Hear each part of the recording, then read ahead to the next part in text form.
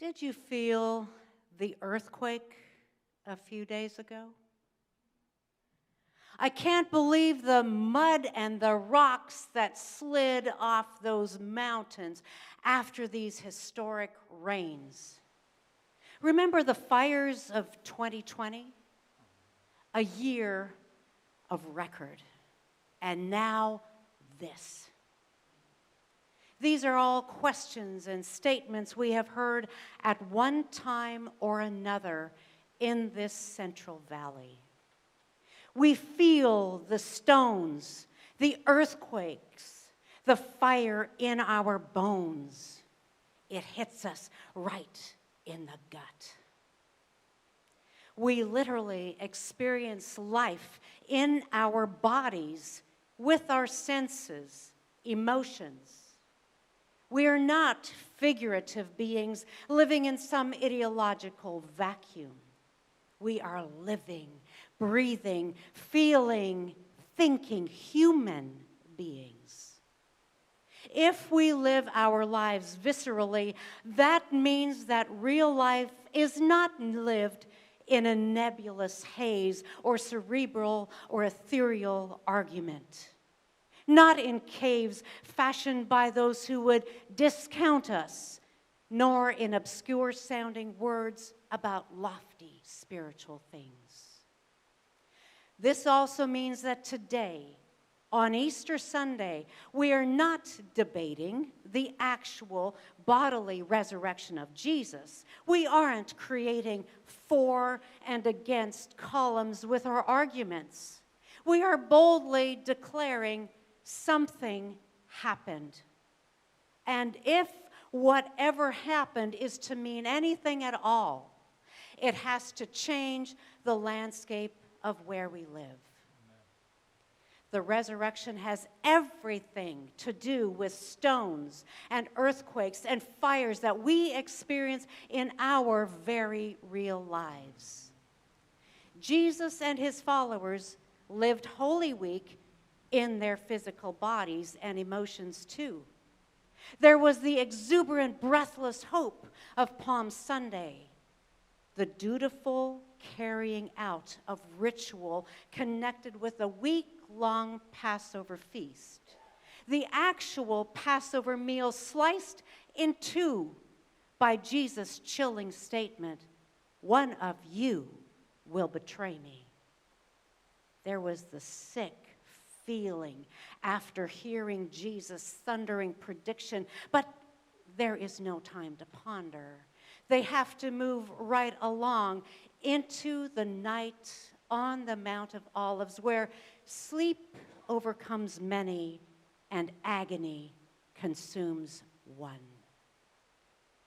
They are shocked out of their sleep by the shouts of men and clanging of armor, and in their stupor, they witness the arrest of Jesus in the middle of the night.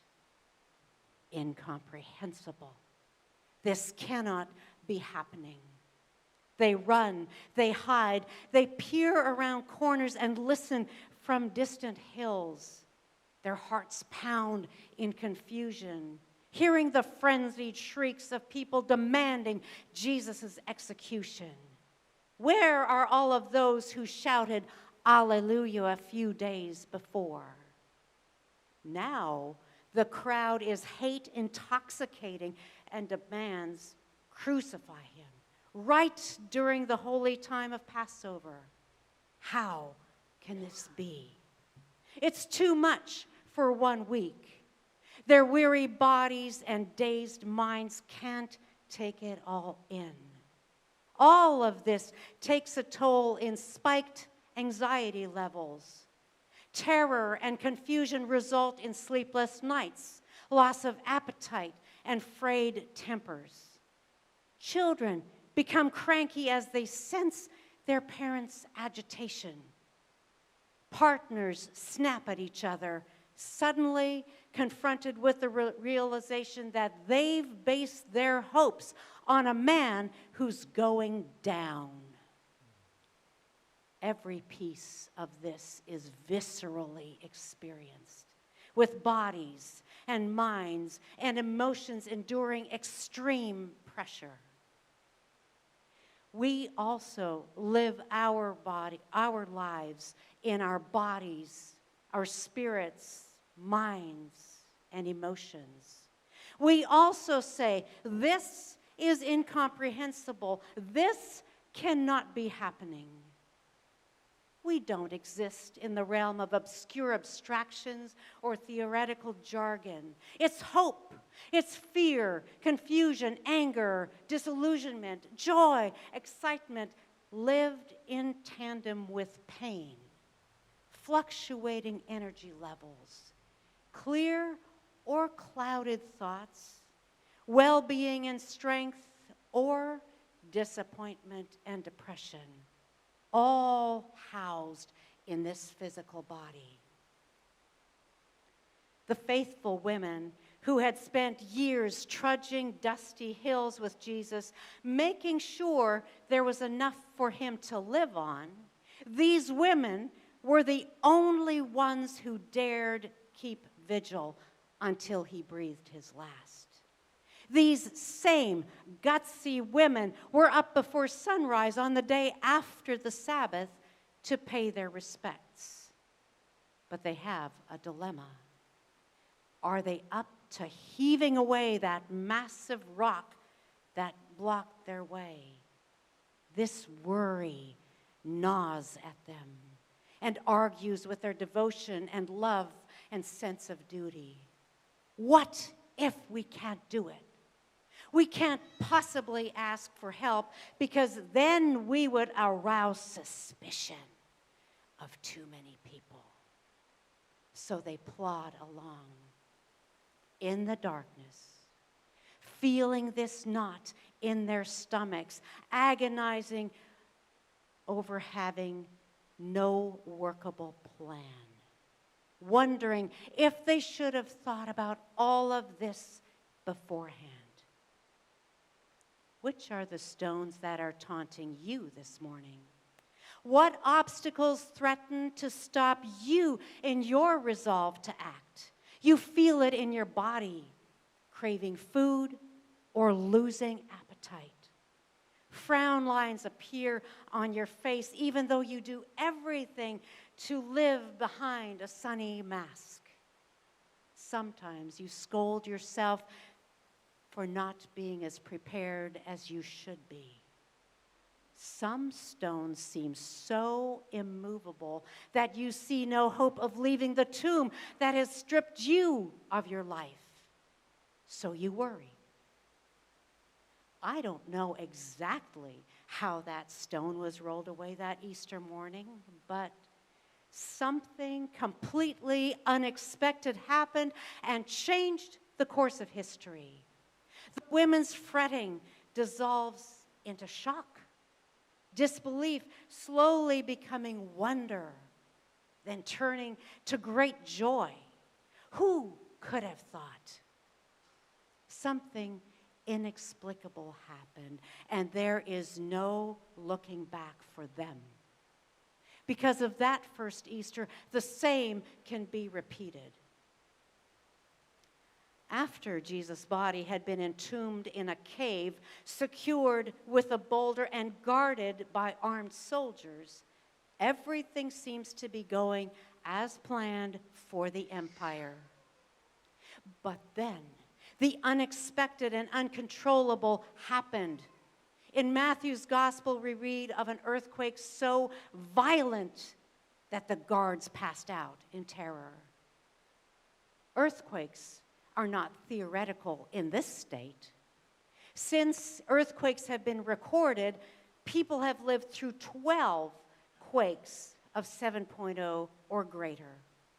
That doesn't even include the 1989 quake in the San Francisco Bay Area, which measured 6.9. 5 earthquakes with a magnitude of 9.0 or higher have been recorded around the globe. These are statistics, and unless one has lived through something more than a tremor, it remains theoretical. Earthquakes cause death. infrastructure and structural collapse, loss of livelihoods. Families are ripped apart. Survivors suffer trauma. People lose children, parents, partners, friends, homes, pets, all of their earthly treasures. These are the physical earthquakes. Life is dotted with emotional and spiritual and political earthquakes too. Whenever we are shaken with loss or rejection or discrimination, or we witness egregious conduct within churches, we experience an earthquake. These kinds of experiences rock our world. They lodge in our muscles, interfere with our digestion, disrupt mental and emotional health. We may even lose our ability to pray because betrayal has shaken us as no earthquake ever could. Each of us can name events that have shaken us as a nation. And I believe we witnessed a significant earthquake this past week as 2 elected government officials were expelled from the body to which they were sent by the voters. Even though you and I were not in the chambers when this occurred, we feel it in our bodies, in our minds. We hear it in our voices as we proceed to talk about the racial, the democratic injustice. Earthquakes leave some immobilized by terror. Earthquakes embolden others when they see that the stone has been rolled away. The fallout from the Tennessee incident is still unclear, but the contemptible earthquake in the legislative chamber may have resulted in a breakthrough of resurrection hope. The 2 legislators may also have left that scene with great fear and excitement, words which describe the women leaving the tomb after having witnessed the result of a seismic earthquake. Something happened. As you grapple with your own earthquake, as you endure sleepless nights and interruptions to your mental stability, allow for the possibility that something entirely unexpected could take place at any time. It could be a shakeup that shifts your entire world, or it could be the beginning of incremental yet steady movement where things have long been stagnant. Jesus' assassination and subsequent resurrection lit a fire in Jesus' followers. It lit a fire in many who were on the fence during Holy Week. This becomes evident when mere weeks later, thousands joined the movement which emerged out of Jesus' life on earth. This fire was ignited on Easter. Something happened and everything changed. When the women at the tomb began to grasp the unthinkable, the beyond imaginable, a fire was lit. They hurried to share their story of resurrection with the other Jesus followers who were skeptical and wrote off that fire because it came from an unreliable witness, namely from a woman. They were told to sit down and to adhere to hierarchical decorum, but a fire was lit and would not be quenched.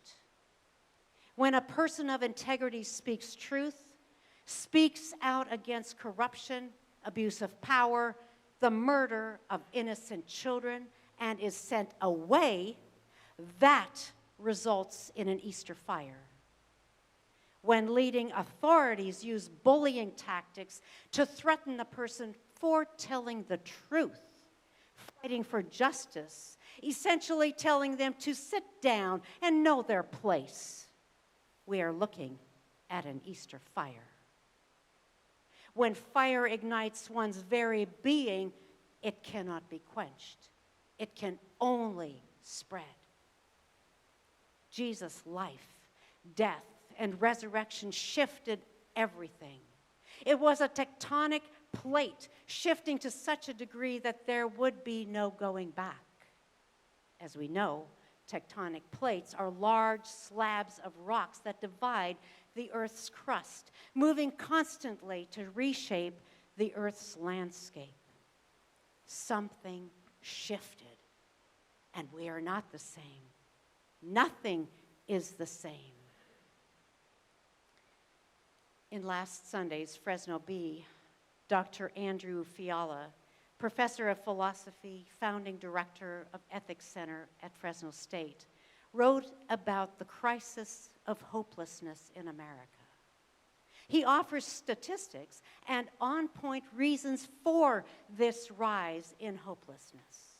And yet, he doesn't leave it there. Fiala says a hopeful mindset can be cultivated and is not solely reliant on the right conditions at the right time.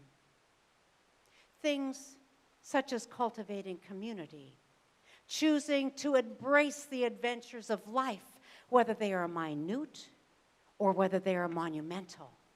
Lifting one's eyes away from the mundane toward a space of imagination oriented to future good, and beginning with small steps together with another person or group of people. These are ways in which we can live hopefulness in our bodies, in our spirits and emotions, and in our minds, and all of that will spill over into hope for our communities. Dr. Yusef Salaam, one of the Central Park Five, wrongly convicted of rape and assault in New York City in 1989, was interviewed this past week. This humble man, convicted as a juvenile, was exonerated after serving 7 years for a crime he did not commit. Dr. Salaam also speaks about hope. And when exonerated, Dr. Yusef Salaam speaks about hope. He does so from within a very specific context. People need hope, he says. We absolutely can resuscitate our lives. Dr. Salaam survived a personal and national earthquake registering a magnitude of at least 9.0. The earth shook beneath him. His body and mind and spirit were under assault. What he went through was designed to put him in his place, to silence him, to shatter him. But there was resurrection instead. Something happened. And only because something happened in and for him can he now speak to us about resuscitating one's life. Today, on Easter, the most important thing we can do is not debate about the what ifs and the how could it be's and what really happened that Easter morning, but we rather boldly declare something happened. And if it is to mean anything at all, it must change where we live, here, now, today, always. We feel the stones, the earthquakes, the fire right in our physical bodies. And because we can look at what happened on Easter morning, we too know it is possible. Indeed, it is just as likely that we would experience a complete shift in our faith, in our hope, in our lives, in our communities, because something happened. And because Jesus' mission is our mission, it is not surprising when our mission takes on a shape that we could never have predicted. I close with the words of the UCC minister, Reverend Tracy Blackman.